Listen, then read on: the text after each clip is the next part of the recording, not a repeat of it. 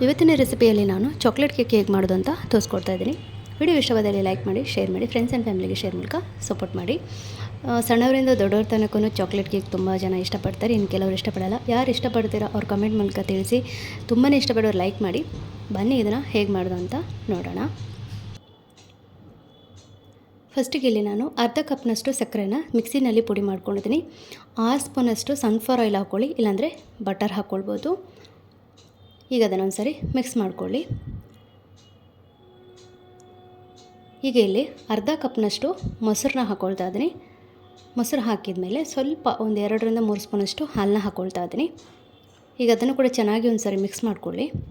ಈಗ ನೋಡಿ ಚೆನ್ನಾಗಿ ಮಿಕ್ಸ್ ಆಗಿದೆ. ಈಗ ಸ್ವಲ್ಪ ಕಾಫಿ ಪೌಡ್ರನ್ನ ಸೇರಿಸ್ಕೊಳ್ತಾ ಇದ್ದೀನಿ.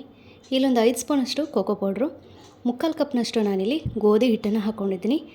ಒಂದು ಸ್ವಲ್ಪ ಅಡುಗೆ ಸೋಡಾ ಹಾಕ್ಕೊಂಡಿದ್ದೀನಿ. ಚುಟ್ಕಿ ಅಂದರೆ ಒಂದು 1/4 ಸ್ಪೂನ್ ಅಂತಲೇ ಹೇಳ್ಬೋದು, 1/4 ಸ್ಪೂನು. ಈಗ ಇಲ್ಲಿ ಚೆನ್ನಾಗಿ ಮಿಕ್ಸ್ ಮಾಡಿದಾದಮೇಲೆ ಬೇಕಿಂಗ್ ಪೌಡ್ರನ್ನ ಹಾಕ್ಕೊಳ್ತಾ ಇದ್ದೀನಿ. ಬೇಕಿಂಗ್ ಪೌಡ್ರ್ ಹಾಕಿ ಒಂದು ಸರಿ ಚೆನ್ನಾಗಿ ಮಿಕ್ಸ್ ಮಾಡ್ಕೊಳ್ಳಿ.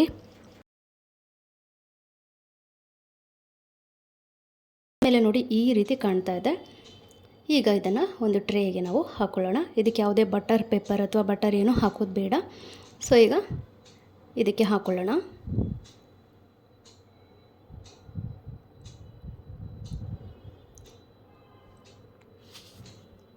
ಸೊ ಈಗ ನಾವೀಗ ಓವನ್ನಲ್ಲಿ ಇಡ್ಬೋದು. ನಾನಿಲ್ಲಿ ಓವನಲ್ಲಿ ಮಾಡ್ಕೊಳ್ತೀನಿ 30 ನಿಮಿಷ. ನೀವು ಪಾತ್ರೆಯಲ್ಲಿ ಕೂಡ ಬೇಯಿಸ್ಕೊಳ್ಬೋದು.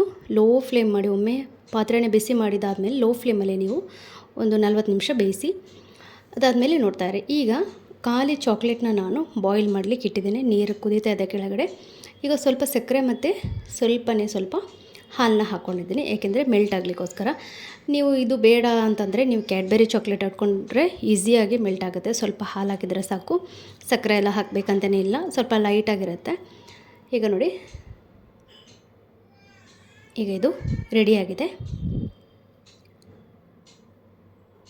ಈಗ ಬೇಯಿಸಿರೋವಂಥ ಕೇಕ್ ಮೇಲೆ ಹಾಕ್ಲಿಕ್ಕೆ ಅಷ್ಟೇ ಇರೋದು. ಈಗ ಕೇಕ್ ಚೆನ್ನಾಗಿ ಬೆಂದಿದೆ, ನಾನೊಮ್ಮೆ ತೋರಿಸ್ತಾ ಇದ್ದೀನಿ ನೋಡಿ.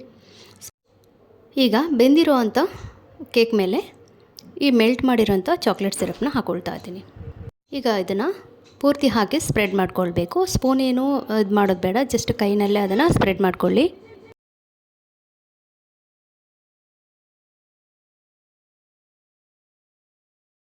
ಇದನ್ನು ನೀವು ಬಿಸಿ ಬಿಸಿ ತಿನ್ನೋದಕ್ಕೆ ಇಷ್ಟಪಡ್ತೆ ಅಂದರೆ ಬಿಸಿ ಬಿಸಿ ತಿನ್ಬೋದು ಐಸ್ ಕ್ರೀಮ್ ಜೊತೆ, ಅಥವಾ ನಾವು ಕೋಲ್ಡ್ ಮಾಡ್ಕೊಂಡು ತಿಂತೀನಿ ಅಂದ್ರೂ ಕೋಲ್ಡ್ ಮಾಡ್ಕೊಂಡು ತಿನ್ಬೋದು. ಸೊ ಇವತ್ತಿನ ವಿಡಿಯೋ ನಿಮ್ಮೆಲ್ಲರಿಗೂ ಇಷ್ಟ ಆಗಿದೆ ಅಂತ ಭಾವಿಸ್ತೀನಿ. ಇಷ್ಟ ಆದರೆ ಲೈಕ್ ಮಾಡಿ, ಶೇರ್ ಮಾಡಿ, ಸಬ್ಸ್ಕ್ರೈಬ್ ಮಾಡ್ಕೊಳ್ಳಿ. ಚಾಕ್ಲೇಟ್ ಕೇಕ್ ಯಾರಿಗೆಲ್ಲ ಇಷ್ಟ ಅವರು ತುಂಬ ಲೈಕ್ ಮಾಡಿ. ಸಿಗೋಣ ಮತ್ತೊಂದು ರೆಸಿಪಿಯೊಂದಿಗೆ. ಧನ್ಯವಾದಗಳು.